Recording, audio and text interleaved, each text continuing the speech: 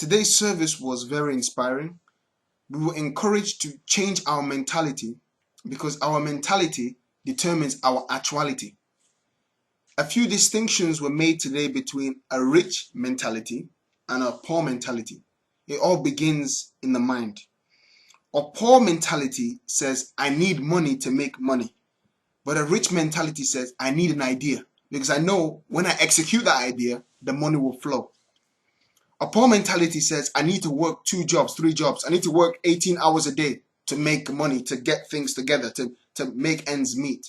But a rich mentality says, how can I work less and make more?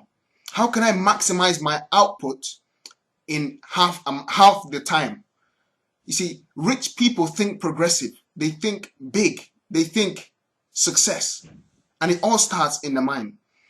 If you think rich, you're on your way to becoming rich. However, if you think poor, you are ultimately on your way to becoming poor, because just as the Bible says, as you think in your heart, so you are. You attract what you think about. If you preoccupy your life with thinking poverty and thinking small, ultimately you remain small. Also, another distinction was made. A poor mentality says, who can I get from? Who can give me? Who can I get from? What can I get from this situation? You know, I have maybe a rich uncle somewhere, an auntie who's a businessman somewhere. Maybe they can help me. But a rich mentality says, who can I give to? What areas can I give to? I may not have a lot, but who can I help? What scholarships? They're thinking scholarships. They're thinking businesses. They're thinking helping people. They're thinking relief. They're thinking supplying for people. This is the thing. This is the mentality we ought to operate in if we want to really get to that level of wealth that we desire. Because if we think rich and we start talking rich and we start acting rich and we start taking steps to becoming rich, ultimately very soon you will be rich. Initially, a wealthy mind may not reflect in immediate wealthy surroundings, maybe a good house and, physically looking, well off. It may not immediately translate, but I assure you, if you continue to think rich and think wealth and have big dreams, if you have a big heart, ultimately very soon God will give you big hands. And what do I mean by big hands? God will bless you with the resources required to make that dream a reality. Please, I was really challenged today. My mentality has changed. No more thinking small.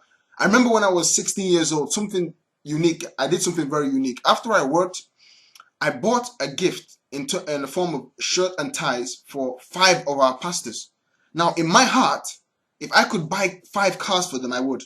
If I had the ability to, I would. But I had a wealthy mind. However, I had to deal with the resources I currently had in my hand.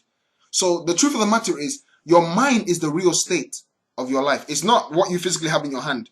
Don't let anyone be moved or don't let anyone criticize you because of how you physically look like right now, because they don't know where you're going.